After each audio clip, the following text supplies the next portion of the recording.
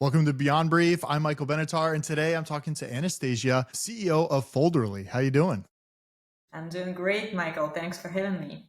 Yeah, I'm excited. So I do a lot of emailing, and I thought this was just kind of right up my alley. I want to know how you got into Folderly. I was on your LinkedIn looking a little bit. You've been at a lot of cool places working.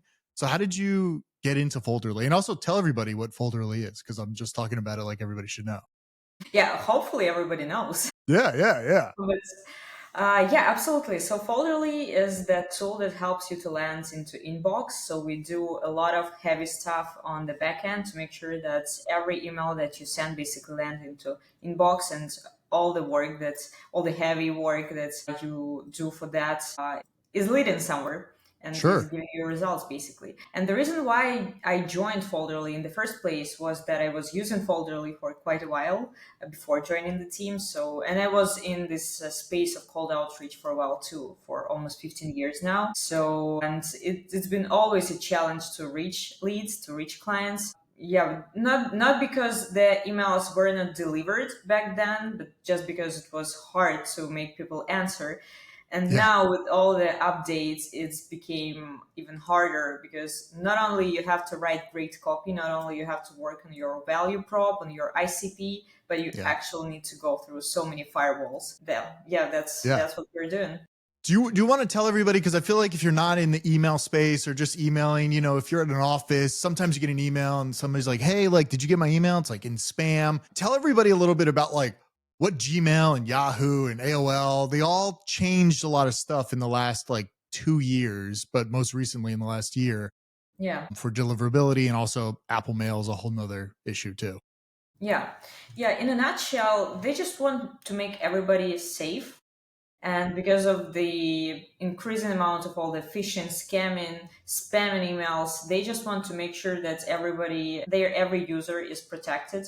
And also, they started providing companies with email protection tools. That's been a while already, but Yeah. it's getting only stricter. But this year, what happened this year is they started to scan emails with AI. Google implemented basically in April, I guess. And what it does, it's not only you have to take care of the technical setup because every email has a signature. If you take a look at the backend side of your emails, they have this impossible to read code, and that's your signature. And that's what we want to take care of in the first place. You want to take care of the tech setup. And that used to be the basic setup, the must have thing a couple of years ago, but now it's just the basics. It's not enough to get into inbox, but it's a good place to start. You need to also make sure that you don't use any spam words. You need to make sure that you don't use any links. So basically, you don't want to look suspicious.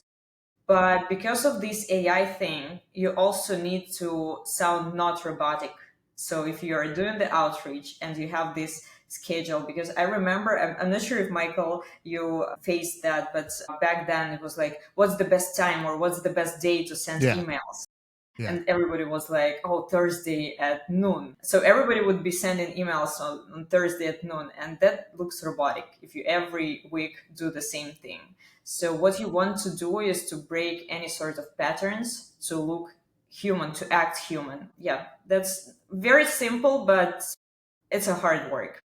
Yeah, and it's weird. Like if you're listening to this and like, why do I care about email? I think emails are kind of like having a renaissance in a way. Everybody has like a Substack, and those are getting to email inboxes. People are making newsletters, and also it's great for outreach. Some people don't want to answer the phone. Like I'm not answering cold calls. I just updated. I have the developer beta on my iPhone, and it's blocking all the spam calls from me now. So it's like eventually you're not going to be able to reach anybody, and email is one of the ways, and text messaging is one of the ways. And I think it's still probably the main way most people communicate at work, and it's super important. And it's just, yeah, I just almost think it's so weird that email is still like the number one way to communicate with everybody with all this tech we have and all this stuff now.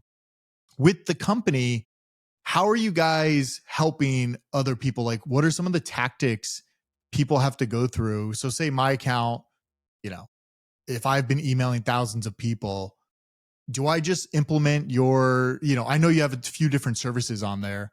Do I just click on one and say, hey, help me get out of spam? Like, what are the steps and how long does it take for people to get out of the spam? Because if you're emailing people, sometimes you don't know.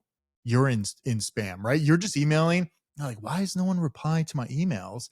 It's because at some point you might have emailed 10,000 people and a whole bunch of people flagged it as spam. And now it's all, everywhere you're going, your domain has like been flagged as your spam. How do people get out of that? Yeah, get out of the spam jail. Jail. Yeah. Yeah. So for us, it's interesting that you mentioned that, because for us, every time I open my spam folder, it feels like it's just filled with all the potential leads, Yeah. because all of these people in this folder actually need some help. Yeah. But yeah, if you it have so many factors. On the one hand, it's easy answer. On the other hand, it's not so easy. So let's start with the domain, because everything goes back to the domain and basically your reputation. So we always want to make sure that your domain and your emails have been alive for a while. So it's not registered a couple of days ago, because if you just registered your email and domain and started outreaching and started It's hitting not some good. numbers, it's not Yeah. going to work. Yeah. Yeah. And the younger email and domain are, the higher probability that you get into spam. So you want to do it gradually. Folderly is a comprehensive solution, and most frequently we are mistaken for the warm-up system, but we're not. And the difference is that deliverability infrastructure is much more comprehensive institution, and it has different algorithms to achieve results. If you, for instance, if you come to our team, first thing we need to do is to understand your goals. For instance, if you want to reach out to 100 people per day, you need this setup. If you want to reach that amount of people, you need that setup. So first of all, we need to understand your goals. And depending on that, we would suggest your setup.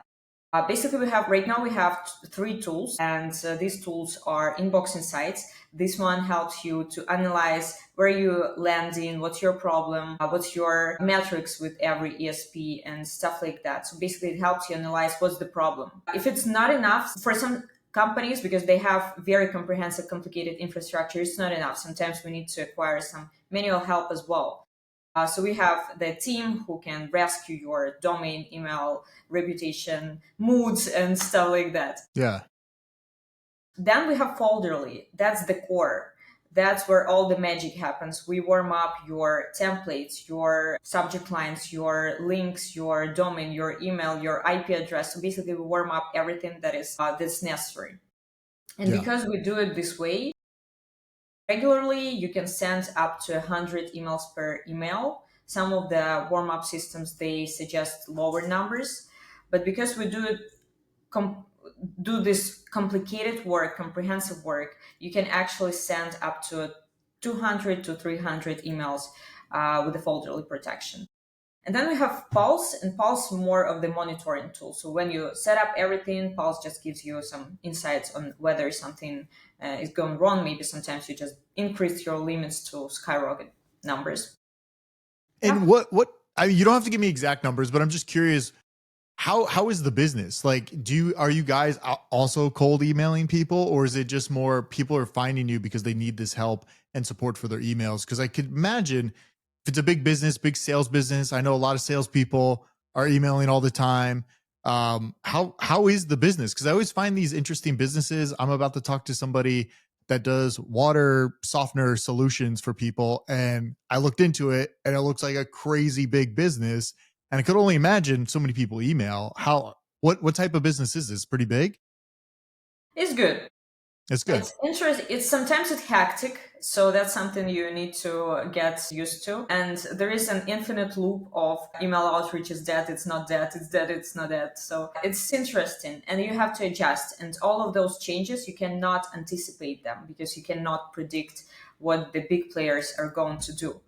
Sure. And what we have to do is to react as fast as we can to protect our users. So that's an interesting business of the quick reaction. It drives pretty good revenue, because the more stricter rules become, the more anxious people become, and Sure. they Sure. look Yeah. for a solution to their anxiety. So that's why it's pretty good, solid business, but you have to be flexible, because every time the update comes, you never know what Yeah. it's going to bring. with it. Yeah, it's very similar to like Google updating their SEO algorithm of like, oh, well, now we actually need you to do this at the bottom and do this and restructure it. With everything going on, what are some just like key things if you are doing sales and you're listening to this? What are things people can do right now in their emails that could help them get through to the inbox and not land in spam or even get it open? Because I know that's a big thing too, making sure, I know at one point like emojis were bad in the subject line, or what are some top three, I guess, to do to make sure people are opening your emails? That's interesting too. So some basics, and I wouldn't include them in those advices. It's just some basic we by default need to take care of, and that's value prop and ICP. You always want to be relevant, and being relevant is number one priority. And I would place it over being over precise with all the variables, because a couple of years ago it was very fancy when you use all the variables, like 10 variables per email, company name, dog name, university, some useless stuff.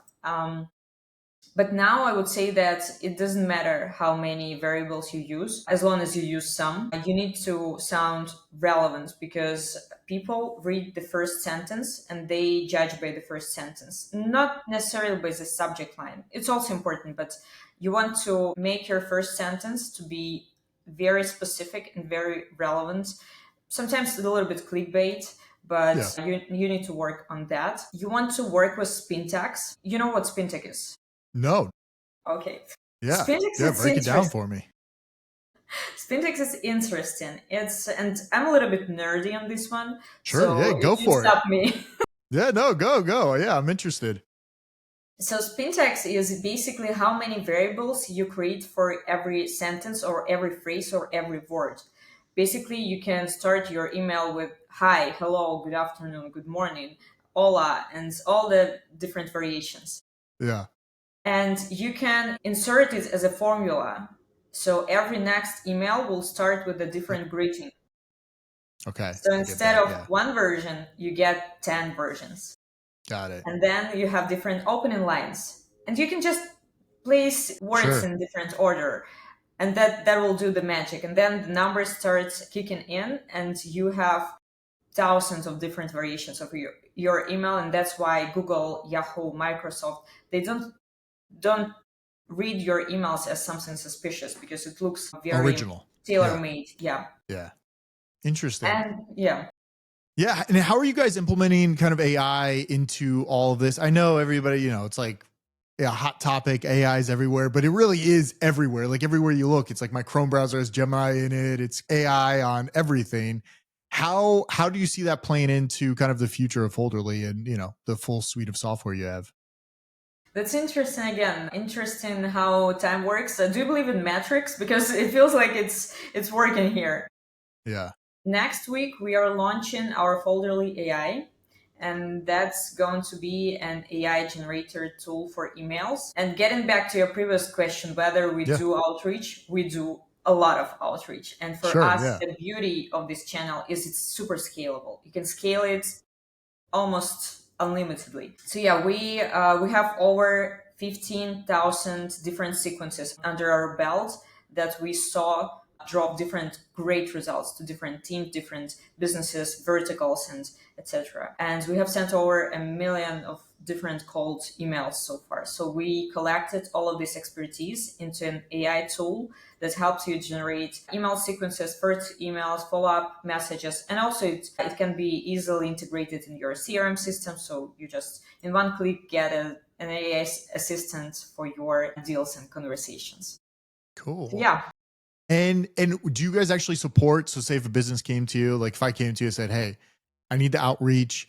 Do you guys also get the leads? Because I know leads are hard because that's like a whole nother section of everything. Do you guys filter out leads? How does that all work? Because I know you want to check like, is this real? Is this just going to bounce? Or, how does that all work?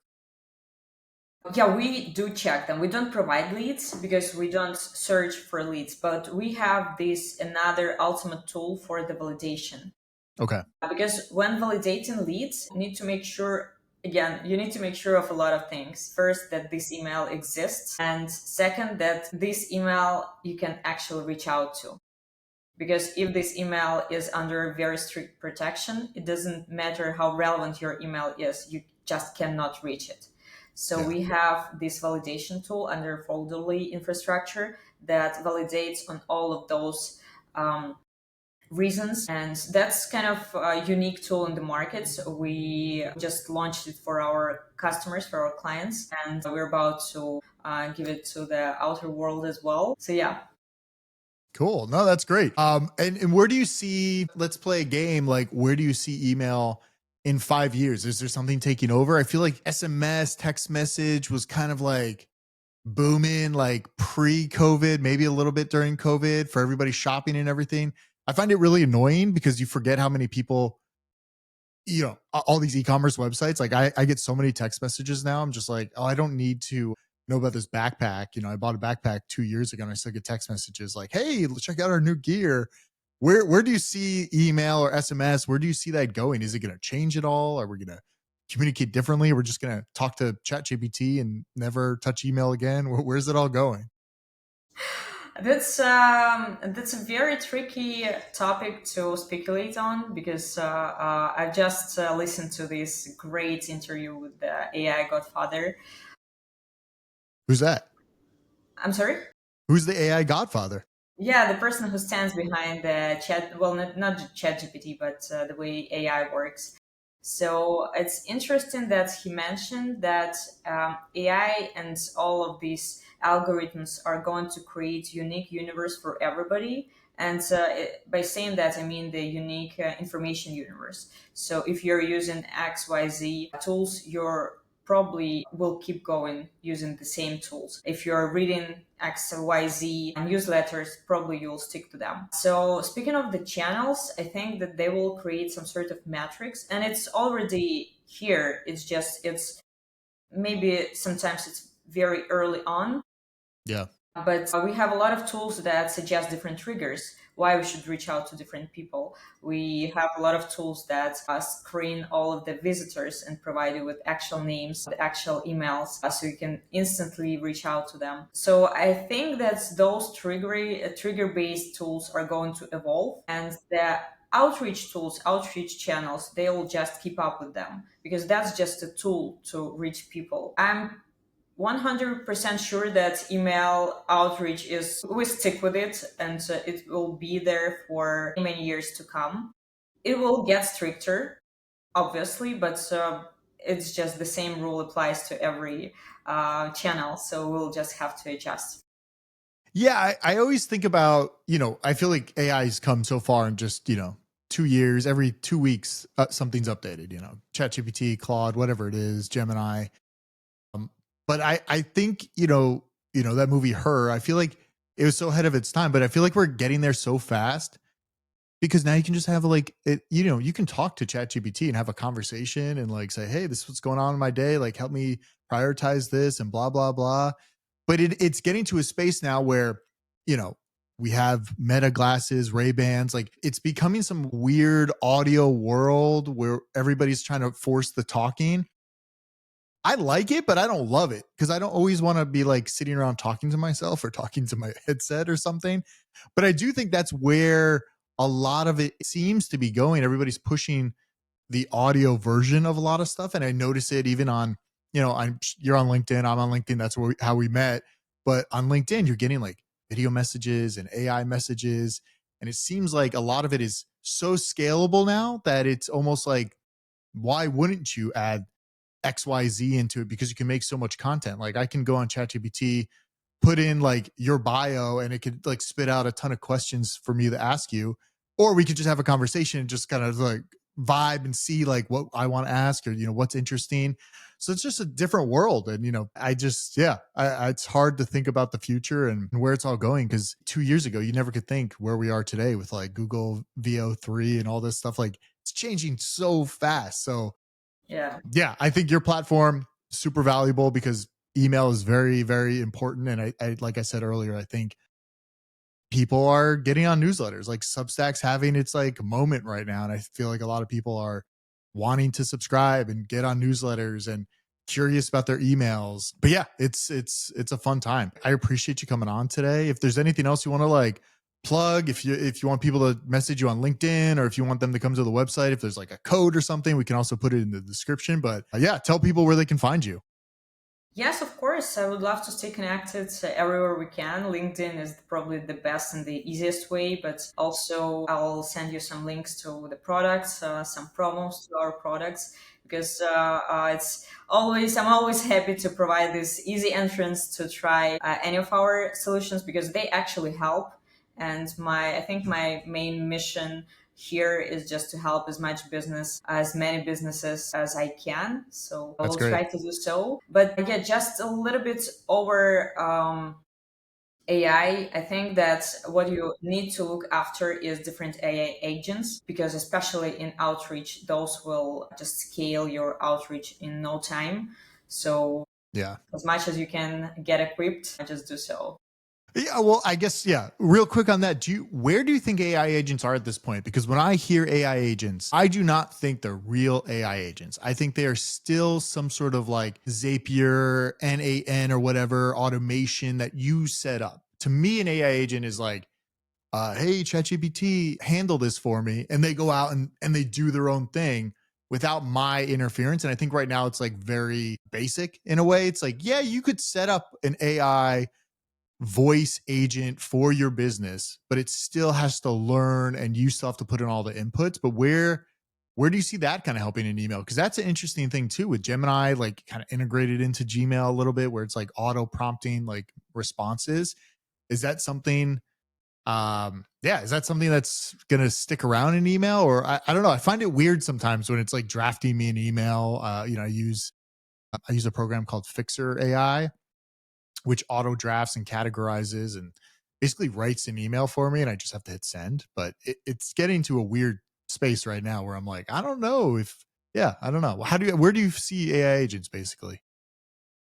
That's interesting. I think that AI agents, it's going to be tricky with all the software that you're purchasing because in the coming years we'll have so much new, so many new software, so many new tools, and it will be hard to pick the right one because right now almost anybody could create the tool. We created AI generator together with the founder of Folderly, with Vlad, and none of us is developer.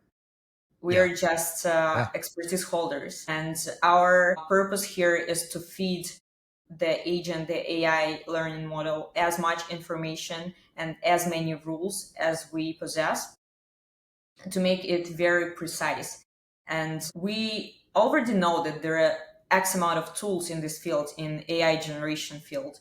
But we know for sure that we built ours on the expertise. And that's what you want to keep in mind when choosing the tool. Because right now it's so easy to create one that Yeah. you need to pay attention who is behind the tool. Is Yeah. it for hype or is it actually working? So Yeah. I think that I AI, agree. yeah.